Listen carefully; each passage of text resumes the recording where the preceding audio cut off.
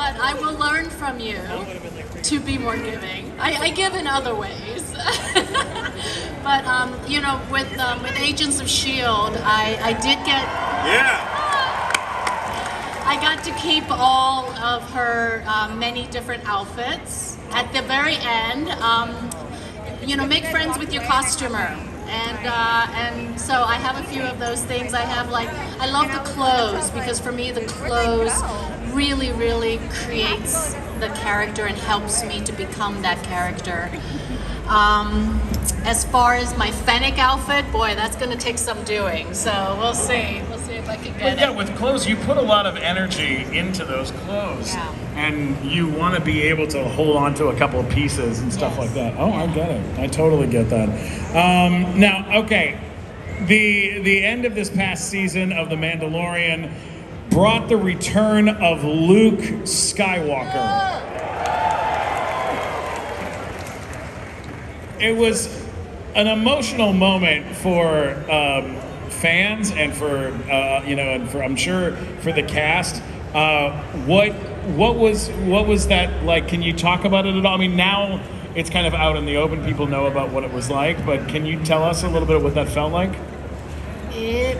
I mean, we all have very different stories about it, but ultimately it was truly one of those surreal moments where he, you know, is there and he is not at the same time. But for me, the most essential moment was seeing videos of the fans crying, gasping, jaw dropping. You know, it just brought back so many memories for me when I used to go to the theater and watch Star Wars and have those moments, and to have been a part of that is truly the most incredible gift in my life and in my career. So we're bonded. We're all bonded from that one very spectacular moment. Yeah, it's amazing to be a part of such a huge franchise that enhances your imagination, that brings about and throws back to when you grew up. You know, we, as many of you and some of your children, are rediscovering what Star Wars really is and why does this show really work and have such a deep impact on us. Because our show, Mandalorian, has returned to the mythological elements that teach you about morality, that teach you about right and wrong, that give you a choice and show you what the right thing to do is. So part of me is a fan, because in my youth, and I saw those early movies, they really were literally, and pardon the pun, out of this world. And they were a great gift. In a galaxy far, far away. In a galaxy far, far away.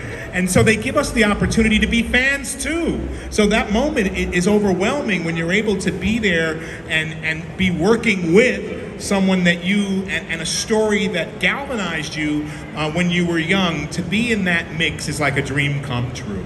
Absolutely. I mean, when I saw that moment in the show, I was feeling good. I was like, God, this is such an amazing ending. What an amazing moment. And then when the reveal happened, and I think we all kind of were hoping that it would happen, and then when the reveal happened, tears shot out of my eyes like an anime character. I am a 42-year-old grown man, and I was just like, bing, bing, bing, bing. I just could not handle it. It was really big, and it was amazing that they were able to like heal so much stuff and put so much together for something that we love so much. You know, yeah. It's amazing. You know, like Jon Favreau, Dave Filoni, Peyton, who directed that episode.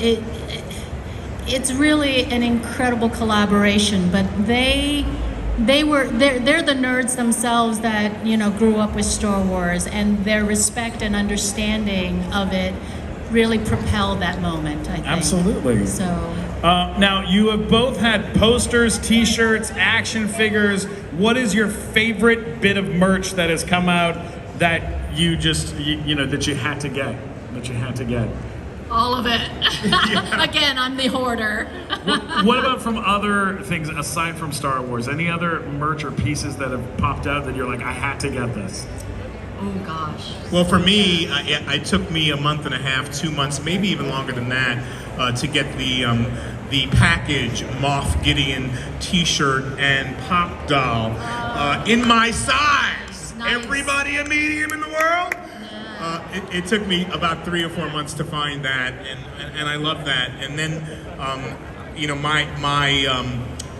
I'm very fond of the Gus Fring pop dolls, 166, 167 of a Gus Fring as well, which I think are very hard to find now as well. I think I may have one of those left, but yeah, it's exciting to be able to get things that are relatable, that remind you of such a wonderful experience that you've had on the show. And what's so crazy is that my son, who just turned 16, he started watching Breaking Bad, and he loves Gus. He actually dressed up as Gus in the apron with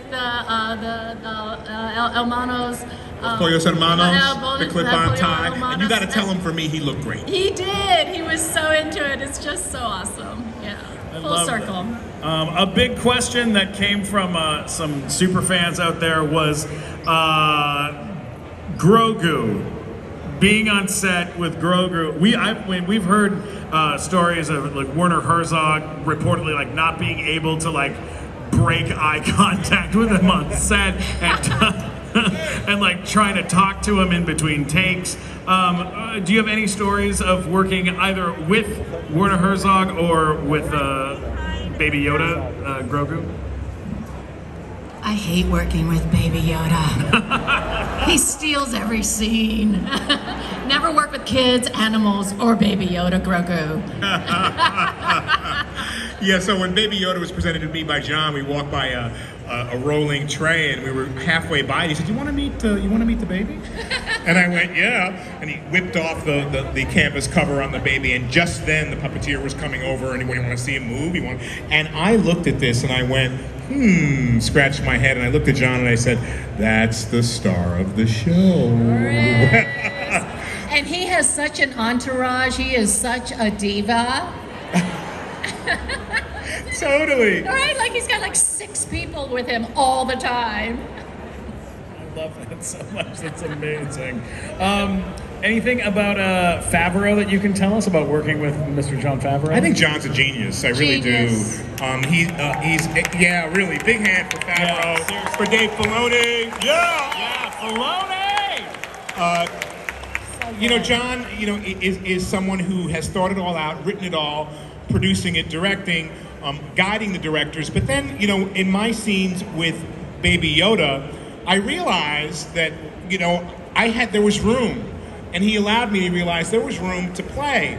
And so I never change any of the words or try to improvise at all. But with that baby, I felt compelled to. And I really, and that's how, you ever seen one of these? You're liable to lose an eye. That's how all that came up. I was messing around. I was joking and having fun. Because I realized, I'm a little tight here because, like you, I was nervous the baby's going to steal the whole scene. so I thought, have fun with this baby.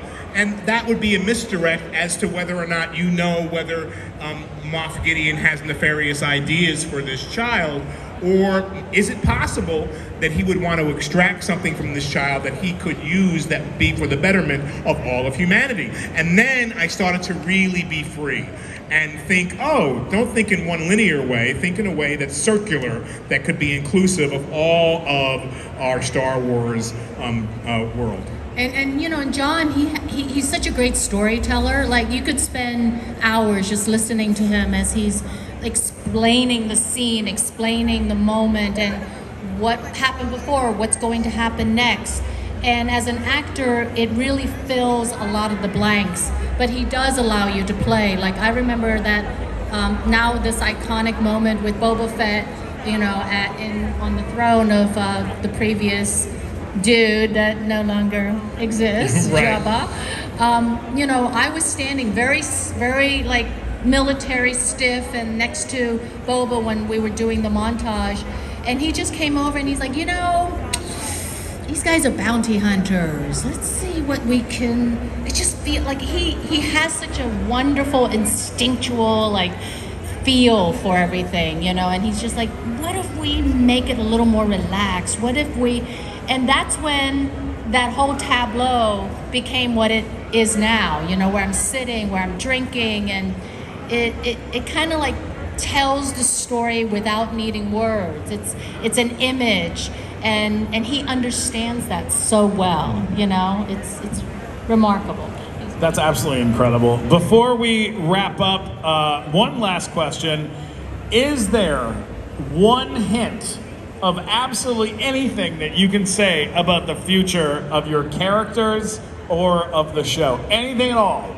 We'll take anything. Right?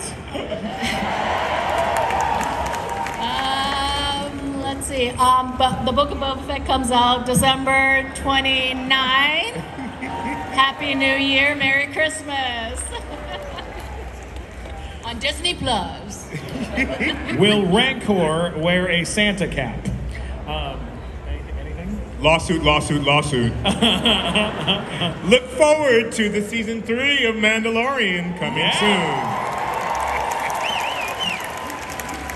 Social medias. Do you guys have social medias? Will you let people know where they can find you on the internet? I'm at Ming-Na on Twitter and at Ming-Na _when on Instagram, I believe. God, you're doing better than I am. Yeah. Yeah, just look for Giancarlo Esposito 1, Instagram, Twitter, and Facebook. Check it out, baby. Speaking of which, wait, hold on. You can always get me at Stephen Glickman on Twitter, Instagram, YouTube, and TikTok. And then our podcast, The Nighttime Show. It's a very colorful booth. It's right over there. Big shout out to Regina Carpinelli for hooking this up.